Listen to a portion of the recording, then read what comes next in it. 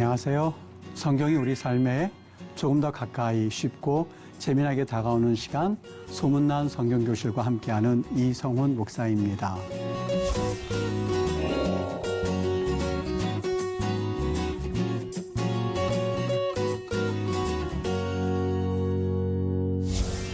지난 시간에 우리는 아브라함의 자식이 없다는 이야기, 과연 한탄이었을까라는 제목을 가지고 우리가 믿음에 관해서 이야기를 나누었습니다. 오늘은 요셉이 해골을 메고 가라라는 그 의미가 과연 무엇일까 하는 이야기를 통하여서 오늘 주제를 좀 풀어나가 보도록 하겠습니다.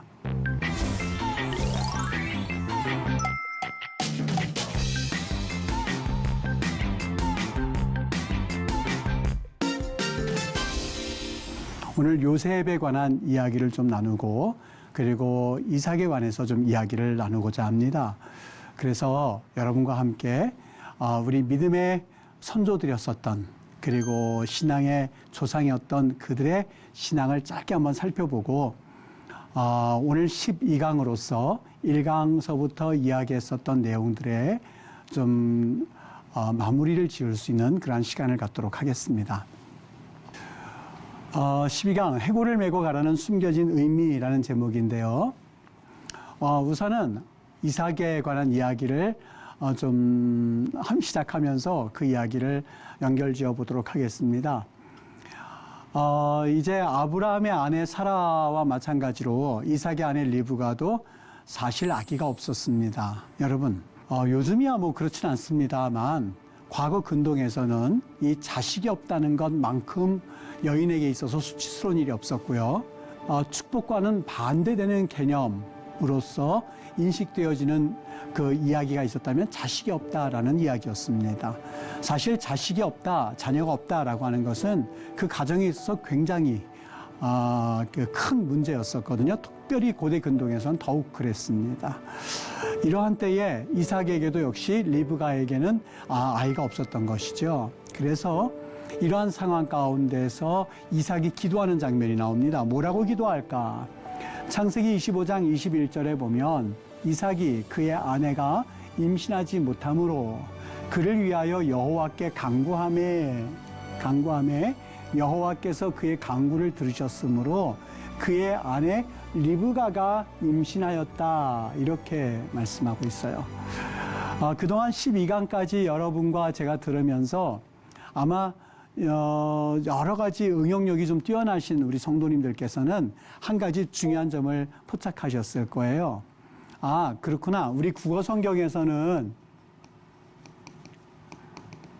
한 단어로 그 번역이 되었다 한다 하더라도 이것을 히브리 말로는 여러 말로 표현할 수 있는 그런 단어들이 있구나. 그 단어들이 이 단어로 표현되었을 때에 왜 이 단어가 쓰였고, 왜 두 번째 단어가 쓰였고, 왜 세 번째 단어가 쓰였고, 왜 각각의 단어들이 여러 가지 의미가 있음에도 불구하고 국어 성경에서는 또 히브리 성경에서는 그 단어가 쓰였을까 하는 이야기를 우리는 그러한 점을 정확하게 짚어서 왜 이 단어가 쓰였는지에 관한 공부를 사실 해왔습니다. 오늘 여기서도 마찬가지예요.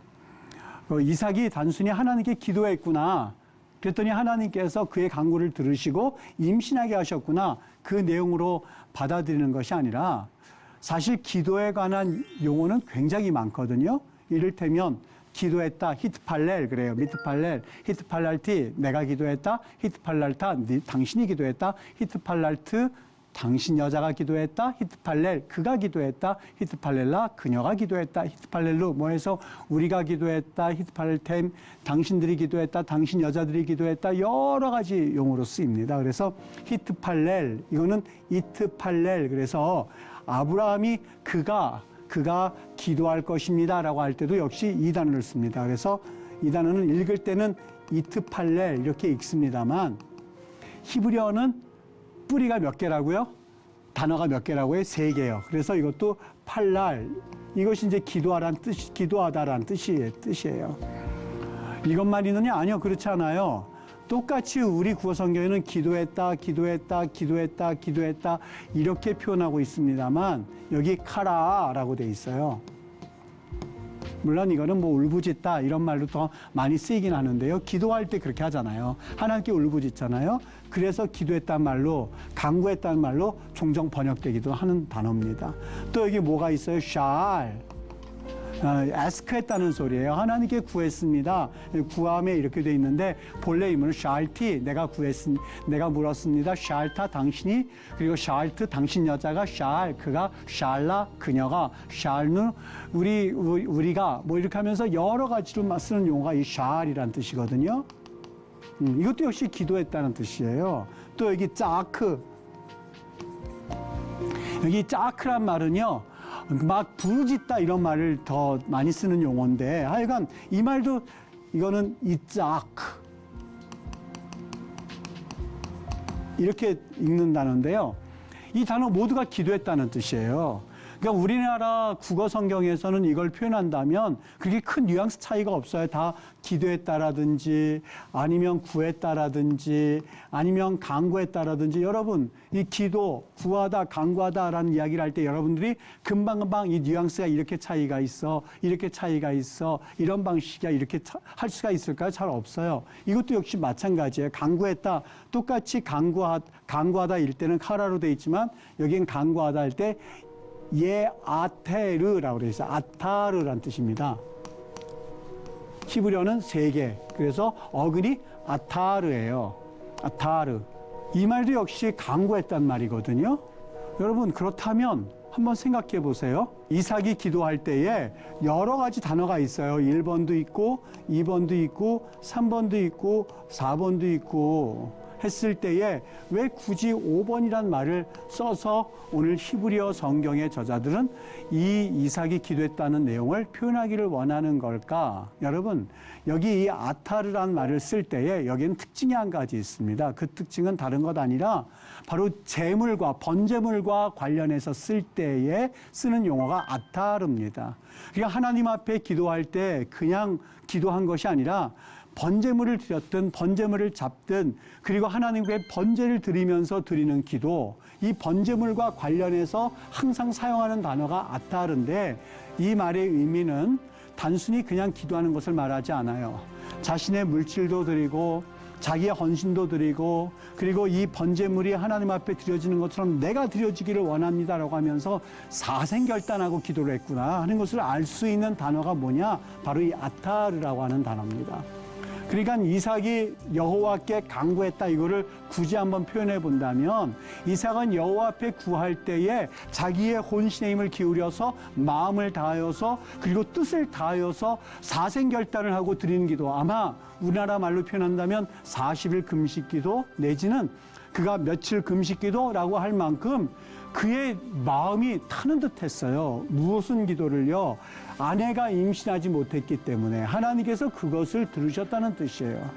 여러분, 이 이삭의 성품이 어떤지 조금 이 말씀과 비춰서 보면 잘 안 맞는다는 거 느껴지시나요? 이삭의 성품이 어땠죠? 이삭은요, 온유한 사람이었었어요. 누가 와서 우물을 내가 가질 테니까 비켜 그러면 네 하고 비켰던 사람이에요. 싸우기를 싫어했던 사람이에요. 누군가 다투기를 싫어했던 사람이에요. 우물을 달라고 하면 그냥 우물 그냥 주고 자기는 비켜서 다른 우물을 팠던 사람이 이삭이었었어요. 여러분, 이러한 이삭이 다른 것도 아니라 기도를 할 때 아타르라고 표현되는 기도를 했다? 도대체 이삭이라는 인물이 어떤 인물일까? 어느 정도 조금 우리가 볼 수 있는 장면이 바로 이 내용이에요. 그냥 이삭이 이트팔렐 그가 기도했습니다, 이해가 돼요.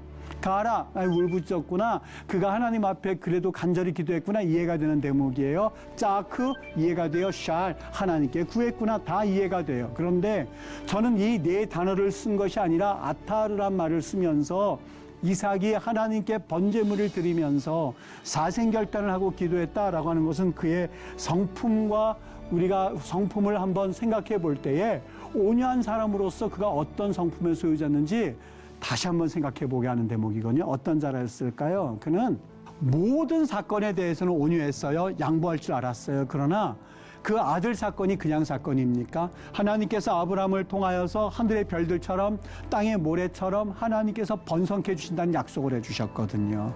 그리고 그 약속을 위하여서 아브라함이 사생결단을 하고, 사실 하나님 앞에 우리 지난 시간에 배웠죠. 아니 아노히 홀렉 아리리, 나 그냥 걸어가겠습니다. 하나님 그만두십시오 라고 신앙의 여러 가지 갈등을 겪으면서, 여러분 하나님께서 그에게 약속해 주신 그 약속이 이루어지지 않는다고 했을 때 그 마음이 얼마나 답답했었는지, 사실 그러한 기간도 있었음에도 불구하고 이뤄낸 아들이 이삭이었었어요. 제가 이번 소문난 성경 시간에는 소개를 하지 않았는데요. 창세기 22장 5절에 가서 보면 그가 아들을 바치는 장면이 나와요. 여러분 그 장면은요, 사실 눈물 없이는 볼 수 없는 장면인데 우리 국어 성경에는 이젠 제대로 번역되어 있습니다만, 아브라함이 하나님께 아들을 바치러 갈 때에 그때 말한 장면이 있습니다. 아마 사환들과 같이 갔던 모양이에요. 사환에게 말해요. 당신들 여기서 있어. 내가 이 아들과 함께 저기 가서 예배하고 그리고 너희에게로 돌아오리라. 지난 개혁 성경에는 이렇게 되어 있거든요. 근데 이번에 개혁 한글판에는 이 번역이 아주 잘 되어 있어요. 뭐라고 되어 있냐면 우리가 너희에게로 돌아오리라, 이 말이 삽입되어 있어요. 무슨 말이냐면 이 앞에 우리가 하나님께 경배하고, 여기에는 니시타하베 그렇게 되어 있거든요. 니시타하베, 우리가 하나님께 경배하고, 그렇죠. 이삭과 아브라함이 하나님께 경배를 하고 그리고 돌아올 때는 뭐라고 말해야 돼요? 아들을 죽였으니, 아들을 바쳤으니 나 혼자 돌아올게 그랬어야 돼요. 근데 아브라함은 그렇게 말하지 않아요. 우리가 돌아오리라. 무슨 이야기일까? 내가 이 아들을 죽인다 한다 해도 하나님께서는 반드시 살리실 거야. 이 아들을 내가 하나님께 바친다 한다 하더라도 하나님께서는 반드시 이 아들을 다시 살아나게 하실 거야 라고는 그의 믿음의 소망이 있거든요. 아브라함이 그런 자였었어요. 그렇게 해서 살린 아들이 이삭이었었어요. 근데 자기 때에 이르러서 대가 끊긴다? 이거는 사실 사생결단해야 될 문제예요. 그리고 하나님의 약속이 성취되느냐 아니면 자기 대해서 끊어지냐, 아주 중차대한 그 시기에 온유했던 사람이 하나님의 언약 성취에 대해서는 단호한 태도를 보이고 있는 그 이삭의 모습을 볼 수가 있죠. 우물을 표현한다면 세상적 가치관에 표현할 수 있을 거예요. 세상의 소유권에 불과한 우물에 대해서는 양보했어요.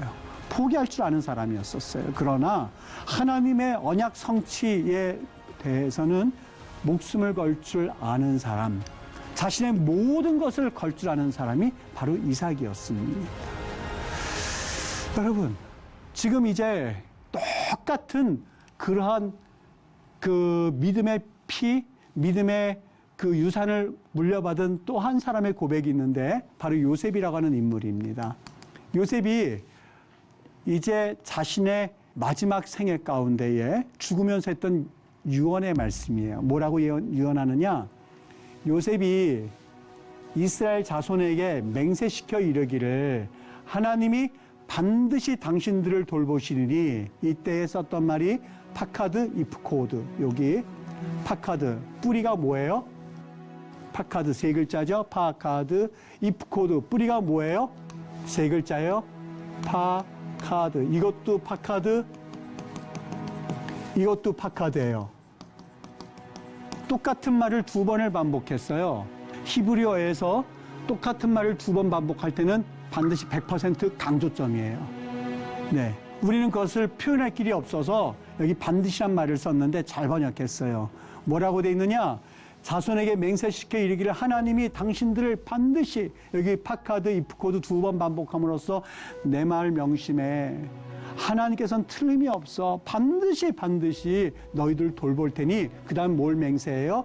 당신들 여기서 내 해골을 메고 올라가라 이렇게 돼 있어요. 조금 저는 이 번역을 여러분과 다시 한번 되새겨 볼게요. 해골을 메고 올라가라 그러니까 조금 오해 여지가 있을 수 있는데요. 이 말의 본래 의미는 아츠모타이 그래요. 아츠모타이. 본래 이 말이 뭐냐면요. 아츠모트, 에잼 그러는데요.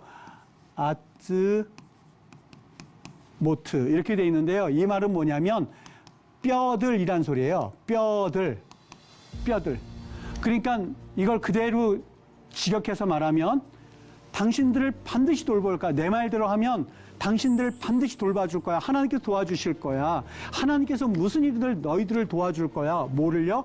당신들은 여기서 내 뼈들을 메고 올라가겠다 하라. 무슨 얘기예요? 쉽게 말하면 내 뼈를 여기 내버려 두지 말고 뼈 조각 하나도 남기지 말고 가지고 올라가. 어디로요? 약속의 땅으로요. 이 애굽 땅에 너희들이 살 정사가 아니거든. 내 뼈 조각 하나도 여기에 남겨두지 말고 하나님께서 반드시 돌봐줄 테니 그리고 이것을 가지고 올라가라고 하는 출애굽의 마중물과 같은 물과 같은 그런 고백을 했었던 것이 이 요셉의 고백이었었어요. 여러분, 저는 이 모습을 보면서 마음이 참 뭉클했습니다. 신앙의 조상들, 그 신앙의 선조들, 어떻게 보면 이스라엘 백성들이 항상 기도할 때 아브라함의 하나님, 이삭의 하나님, 야곱의 하나님, 그 세 조상들을 항상 그들이 떠올립니다. 물론 그들이 인간적으로 봤을 때 너무 연약한 면들이 많이 있죠. 그들이 실수도 너무나 많이 있죠. 그리고 하나님 앞에서 그들이 연약한 모습으로 인해서 넘어지는 장면도 우리 지난 시간에 봤죠. 하나님, 됐습니다. 내 인생 더 이상 껴들지 마세요. 나 혼자 걸어가겠습니다. 자식 없이 걸어가는 인생이니 이 종 엘리에셀이나 내 후손 삼아서 걸어가겠습니다. 라고 신앙의 굴곡을 겪었던 면도 없지는 않아요. 이삭, 온유한 사람이었었어요. 그리고 부족하나마 그는 성경에서 무엇을 어떤 하나님을 위해서 했다는 기록이 없어요. 그냥 잘 먹고 잘 살았다라는 기록만 있는 것처럼 보이는 인물이에요. 여러분, 야곱, 여러분 잘 아시잖아요. 얼마나 그 야곱이라는 인물이 성경에서 참 우리가 본받고 싶지 않은 행동을 하고 있었는지 다 보시잖아요. 그럼에도 불구하고 그 믿음의 조상들 한 사람 한 사람에게는 하나님의 언약 성취, 약속의 성취라고 하는 그런 면에서는 사실 타의의 추종을 불의할 만한 기가 막힌 면들이 몇 가지가 나와 있는데 오늘 여러분에게 소개시키고 싶은 장면이 바로 이삭의 기도하는 장면, 아타르라고 돼 있죠. 그리고 요셉이 그가 마지막에 유언한 내용 가운데에 그 자녀들 유언할 내용들이 얼마나 많이 있었겠습니까? 사실 그가 묘자리가 없어서가 아니에요. 바로를 위해서 72일을 애곡했다고 했다면 요셉을 위해서는 70일을 애곡했어요. 여러분, 바로를 위해서 72일을 애곡했고 요셉을 위해서 70일을 애곡했다면 사실 요셉이 차지하는 위치가 어땠는지는 사실 너무 분명한 그러한 위치에 차지했던 사람이에요. 그가 몇 자리가 없었겠어요? 아니요. 그 당시 애굽의 그 장례 문화는요, 아시잖아요. 스핑크스 그리고 피라미드, 기가 막힌 그 과거의 장례 문화가 있었어요. 타의의 추종을 불이할 만한 그런 문화가 그들에게는 있었어요. 그들에게는 땅이 없지 않았어요. 분명히 자신들의 위치가 있었어요. 그럼에도 불구하고 요셉은 말해요. 너희들, 당신들은 올라가겠다고 내게 맹세하라. 내 뼈 조각 하나도 여기에 남겨두지 말고 라고 하는 말은 그들이 이 유언을 받들어서 하나님 앞에서 출애굽이라고 하는 음성을 모세로부터 통해서 듣기는 들었지만 모세가 이야기했을 때에 그들의 출애굽의 본능을 일깨울 수 있는 유언과도 같은 말씀이 바로 창세기 50장 25절의 말씀이에요. 여러분과 이렇게 좀 마무리를 지었으면 좋겠습니다.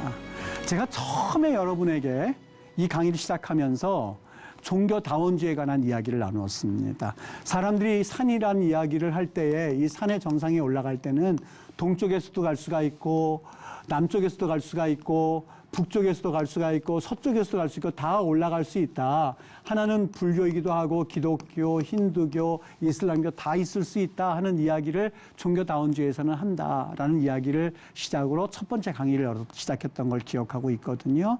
자, 마무리할 시점에 여러분에게 이야기를 하고 이제 마무리를 짓도록 할게요. 어느 날 니고데모가 예수님께 왔었던 거예요. 예수님, 정말 내가 어떻게 하면 거듭날 수가 있겠습니까? 하나님의 나라에 들어갈 수가 있겠습니까? 라고 묻습니다. 사실 그가 밤에 찾아왔던 이유는 예수님이 종교인들에게 있어서 그렇게 호의적인 그러한 분은 아니었었어요. 성전에 있는 그 돈 바꾸는 자들의 상을 뒤엎었을 정도면 많은 사람들에게 적대적인 그런 감정을 주었음에 틀림이 없어요. 아마 그것을 알았던 니고데모가 밤에 찾아왔던 거예요. 그랬더니 예수님께서 이렇게 말씀을 합니다. 예수께서 대답하여 이르시되 진실로 진실로 내게 이르노니 사람이 거듭나지 아니하면 하나님 나라를 볼 수 없느니라 라고 말해요. 이때에 주님께서 쓰셨던 말씀이 아노센이란 말을 씁니다. 아노센. 이거는 헬라어예요. 헬라어인데요. 아노센이란 말을 씁니다. 우리가 그냥 단순히 이 원어를 읽고 해석하는 것이 중요한 것이 아니라 다른 단어가 있는데 왜 굳이 이 단어를 썼을까 하는 점에 우리는 매번 초점을 맞춰야만 하거든요. 무슨 단어가 있단 말일까? 이거는요, 다시란 뜻입니다. 사람이 다시 나지 아니하면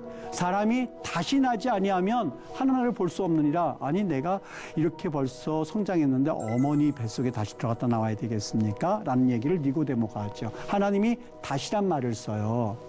아노세는 말을 써요. 무슨 말이 있냐면 마태복음 5장 33절에 또 다시란 말을 쓸 때에 팔린이란 말이 있습니다. 팔린이란 말이 있어요.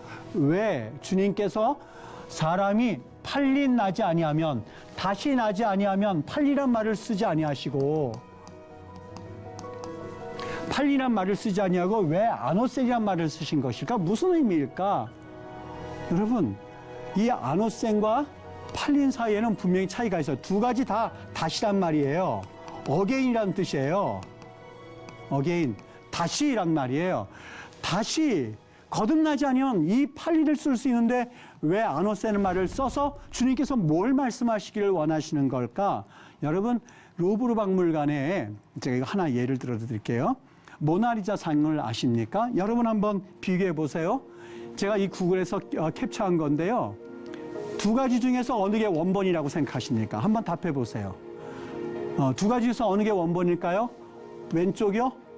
전체 오른쪽이요? 어느 게 원본이라고 생각하세요? 여러분, 이 모나리자 상을 이렇게 보면 사람들이 여러 가지 이야기를, 이게 왜 굉장한 값어치가 있대요. 찾아보니까는 40조 이상의 그 가치를 지닌 그러한 작품이래요. 왜 40조인가 물어봤더니 봤더니 관광객을 통해서 얻는 수입이 그 이상을 웃돈다고 한더만요. 이 모나리자상이 왜 유명한가 했더니요, 저는 그 그림에 대해서 문외예요. 잘 몰라요. 그런데 어떤 분이 이런 얘기를 하더만요. 이쪽에서 봐도 나를 바라보고 있고, 이쪽에서 봐도 나를 바라보고 있고, 또 이쪽에서 봐도 나를 바라보고 있다는 거예요. 그러면서 기가 막힌 작품이래요. 근데 전 잘 모르겠어요. 볼 때마다 저는 이분을 볼 때마다 죄송한 얘기, 전 무서워요. 자꾸만 이렇게 봐도 날 보고 이렇게 봐도 날 보니까 저는 무섭더만요. 근데 사람들은 명화래요. 그런 작품인데 하여간 여러분 어느 쪽이 진품인 것 같습니까? 이쪽이요? 이쪽이요? 몰라요. 근데 한 가지는 분명히 분명할 거, 하나는 진품일 거예요. 여기에서 제가 이 얘기를 하고 싶어요. 여러분, 하나는 진품이고 하나는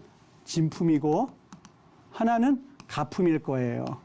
진품은 누가 지었어요? 레오나르도 다빈치가 그렸던 그림일 거고, 하나는 그냥 누가 따라서 그린 그림이든지 복사본이었을 거예요.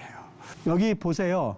여기 아까 팔린이라는 단어 썼죠. 이 팔린 또 다시라는 말은 언제 쓸 수 있을까? 여기에 쓸 수가 있어요.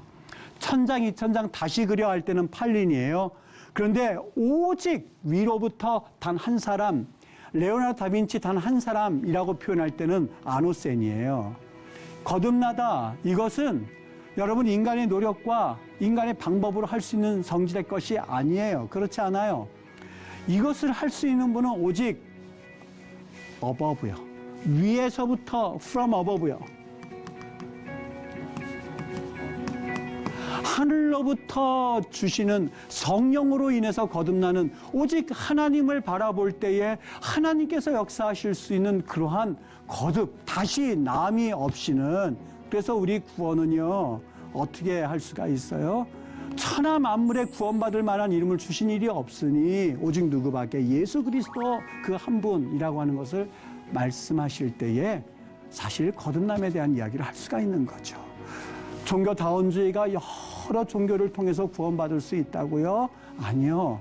구원은 내가 이루려고 해서 하는 것이 구원이 아니라 구원은 받는 거예요. 하늘로부터 주어지는 거예요. 우리 인간들은 스스로 내가 하고르라고 말했죠. 나 스스로 그것을 수치를 가릴 수가 없어요. 오직 누구로부터요? 하나님으로부터 오는 그러한 가죽옷을 입었을 때 우리 인간은 수치를 가릴 수가 있고 우리 인간은 구원을 받을 수 있는 이것이 기독교의 온전한 교리이고 기독교 성경에서 말씀하고 있는 내용입니다. 다시 마무리져서 이야기한다면 구원은 누구로부터요? 오직 하나님으로부터 그리고 태바, 역청 여러 가지 이야기를 통하여서 오직 예수 그리스도의 보혈 그거 외에는 해답이 없습니다. 오직 예수 그리스도 그 한 분이 우리가 바라보아야 할 분명한 목표요 대상임을 여러분 기억하시고 이 방송 들으시는 여러분들이 구원을 다시 한번 확인하실 수 있는 놀라운 은혜가 있게 되기를 주님의 이름으로 부탁합니다. 오늘 강의 여기까지 하도록 하겠습니다.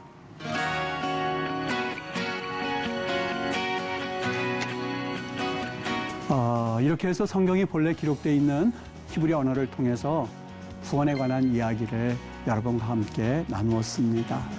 여러분들 참 유익한 시간이 되셨길 바라고요. 그리고 참 이 구원에 관한 창세기에 나타난 한정에서 이야기를 나누었습니다만 이 창세기에 나타난 구원에 관한 이야기, 믿음에 관한 이야기를 통하여서 좀 히브리어를 통하여서 사용하여서 여러분과 함께 살펴보았습니다. 여러분 저는 여기에서 인사드리겠습니다. 지금까지 함께해 주셔서 감사했습니다. 주님 안에서 늘 행복하시기를 기도하겠습니다. 고맙습니다.